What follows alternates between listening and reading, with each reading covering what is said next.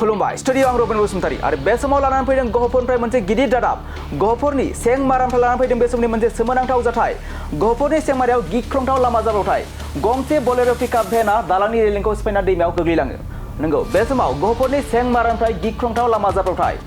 दिनै फुंनि समाव जायो बे गिख्रंथाव लामा जाब्रबथाय 15 नं माहारियारि सेंमारानि राजा लामायाव जायो बे गिख्रंथाव लामा जाब्रबथाय बरपेटा रडनिफ्राय सिला फोथारसिम ब्रयलार दाउ लानानै थांगासिनो दंमोन बोलेरो पिकआप गारिया रेलिंखौ सिफायनानै सेंमारा दैमायाव गोग्लैलाङो गारिया खुनु रोखोमै जिउ रैखा मोननो हायो सालायगिरि आरो हेन्डिमेना आरो गारियाव थानाय गासैबो ब्रयलार दाउफोरा जिउ गोमायो होनना बे समाव मिथिनो मोननाय जादों जायगानि सुबुंफोरा फोरमायनाय बायदिब्ला गारिया जोबोद गोख्रैथियाव फैदोंमोन जाउनाव हमथानाय खोमाना बेबायदि गिख्रंथाव जाब्रबथाया जायो गारिया आरो 15 नं माहारियारि सेंमारानि राजा लामायाव जायो बे गिख्रंथाव लामा जाब्रबथाय खुनु रोखोमै जिउ रैखा मोननो हायो सालायगिरि आरो हेन्डिमेना बरपेटानिफ्राय सिला फोथारसिम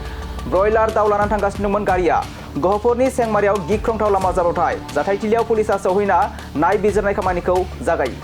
এক্সিডেণ্টটো 5:30 মান বজাত আমি উঠিছোঁ আৰু এতিয়া এটা শব্দ শুনিছোঁ শব্দটো শুনি আমি দৌৰি আহিছোঁ দৌৰি আহি দেখিছোঁ চেংমৰা দলঙত ৰেলিং ভাঙি